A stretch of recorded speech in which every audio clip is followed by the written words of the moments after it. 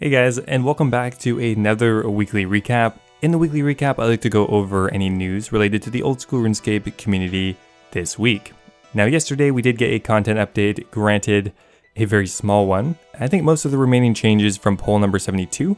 However, this week we also got a few changes to the upcoming poll number 73, which we're going to go over, as well as anything else related to the old school RuneScape community this week, including the weekly Q&A. Anyway guys, I hope you enjoyed the video. If you do, I would appreciate it if you leave the video a like. Always helps out with the YouTube algorithm.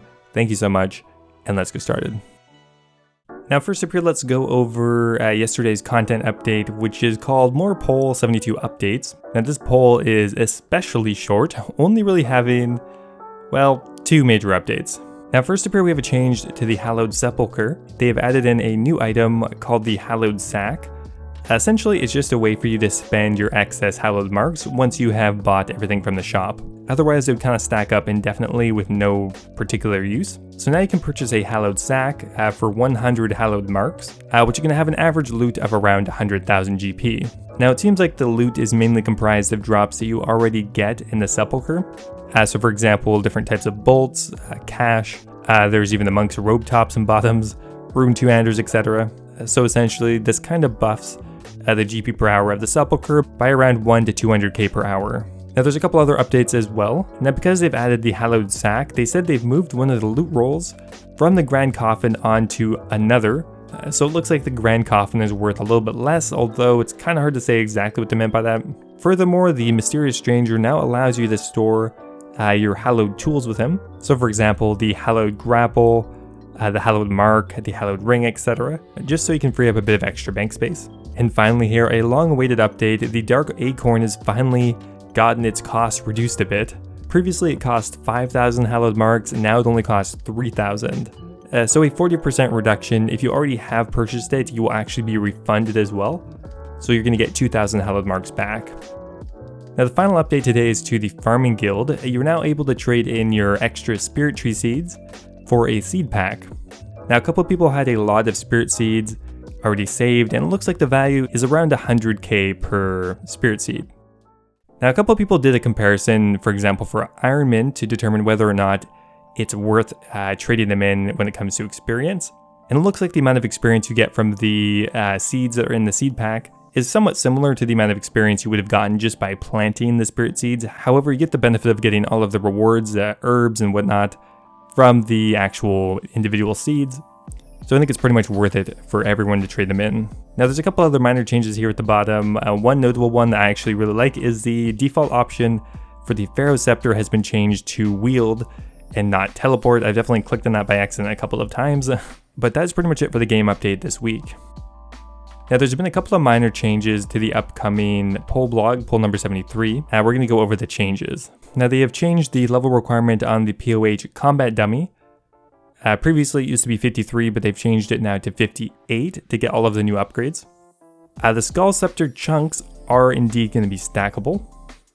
They've decided to remove a couple of questions. The Alchemical Hydra question, they just scrapped it completely. And the Nightmare Audio question has also been scrapped. They decided they're not going to poll it, they're just going to fix it because it's an audio bug anyway.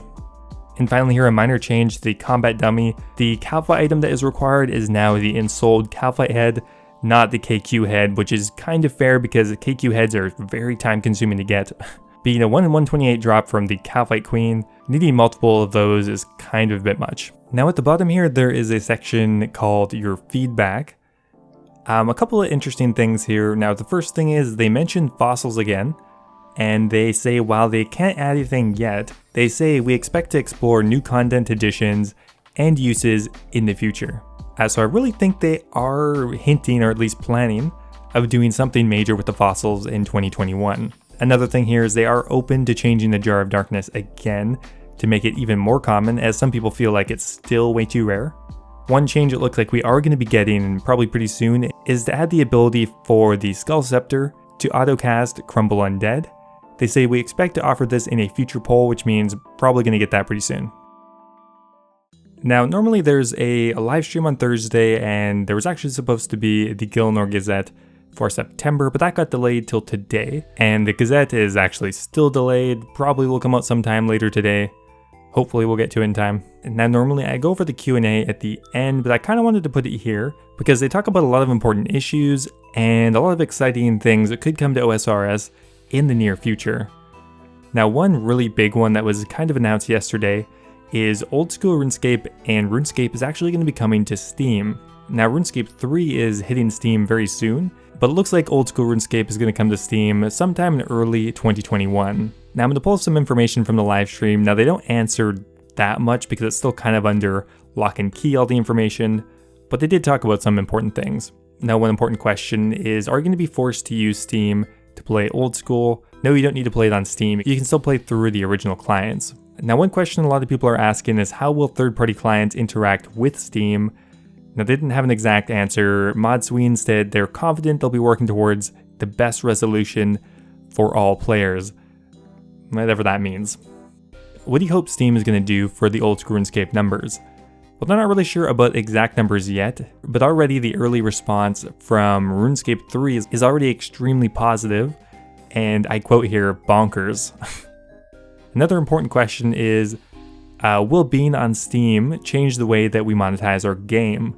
No, it will not. Of course, there's going to be no MTX. It is just a way for us to get in front of more eyeballs. There are plenty of MMOs already on there that are just subscription based, so that's the way they're going to operate. Why are they being so aloof about the Steam information? Now, they strongly suggested that the reason that they are delaying the release as well as not giving much information is because they want to fix some outstanding issues, whether it be account security, quality of life, third-party client issues. They don't say what, but they said that is the main reason why Old School RuneScape is releasing on Steam so much later. They want to fix up a couple things before they do it. Will Fun Orb be added to Steam? Kieran would love if that happened, but there's no current plans. Now a couple of other announcements here. League 2 Trailblazers, the release date is coming very soon. Everything passed a poll for it already, so it is coming, and we should get information on that extremely soon. Now another question I was personally interested in is, what is going on with the fishing boss? Now the fishing boss is still going to be polled pretty soon. They're hoping to do it sometime in the middle of October. However, the development and release date is now going to be early 2021. It's not cancelled or anything, but they're giving it more time. Now they do touch a bit on account security, and they did have someone from the account security team. For the most part, they didn't have too much information to give except for some reassurances that they're working on a few issues, including the too many login attempts issue, and just general account security stuff. And finally here, one other kind of interesting piece of information from the live stream is from Mod Matt D. He highlights that in general, MMOs that he has worked on generally put 20% of the revenue on average back into the development team, but OSRS has been operating on single digits. But they are continuing to expand the dev team, and for 2021, they're looking to add on potentially 20 more people. This is all in preparation to help expand the game more, not only on Steam, but to other platforms, other countries, etc. And that's pretty much it for the weekly Q&A. Hey guys, I'm here from the future, and the Gazette did eventually get released. I went and read it all, but there isn't too much new information over what they covered in the Q&A, beyond releasing an up-to-date roadmap for content releases with only a couple minor changes. It does have a lot of interesting information regarding how they designed Leagues 2, so it's a very long read, but I'd highly recommend going and reading it if you have the time. Now, next up here, we have the finalists that have been nominated for the Golden Gnome Awards. Congratulations to everyone who is nominated. Where's the most consistent weekly recap video award? I swear there's supposed to be one of those. Now, first up here for Best New Old School RuneScape Video Creator, we have Nine Rain, Behemoth's OSRS Highlight Channel, Poison Potion, and Pulverizes.